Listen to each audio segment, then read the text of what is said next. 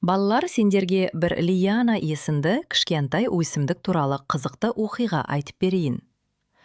Жарқын және көңілді, таңертең Лияна есімді кішкентай өсімдік жапырақтарын көкке созды. Ол жай ғана жылулықтан ләззат алған жоқ. Ол күннің сүйікті бөлігіне дайындалды. Күннің сәулелері жапырақтарын қытықтай бастағанда Лияна дірілдегенін сезді. Күш-қуат жарқыраған кішкентай алтын тиындар төмен қарай қалқып, жапырақтарына ақырын қонды. Бұл оның АТФ және НАДФ-H2 деп белгіленген арнайы монеталары болды. Лияна тиындары мен СО2 деген жазуы бар бірнеше қапшық ауаны мұқият жинады. Қолында қазынасы бар, ол сүйікті дүкеніне баруға дайын болды.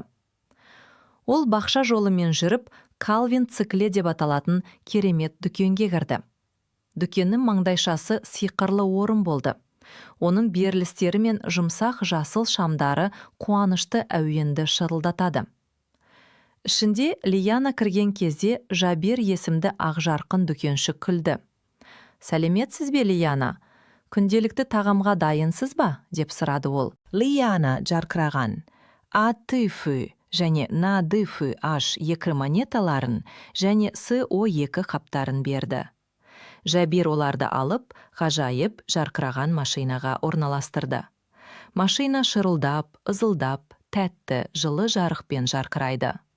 Ол өзінің ерекше сиқырымен, күн сәулесімен ауаны дәмді нәрсеге айналдырды. Ақырғы қуанышты қоңыраумен, құрығы тәтті энергиямен жарқыраған нан тәрізді глюкоза жылы бөлкесін шығарды. Бұл Лияна көрген ең керемет нәрсе болды.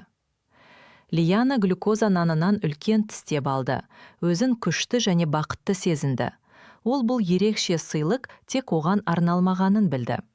Ол өзінің энергиясын адам досымен бөлісті. Өйткені бақтағы әрбір тіршілік иесі, ең кішкентай қомыздан ең биік ағашқа дейін күннің таңғажайып сыйымен байланысты.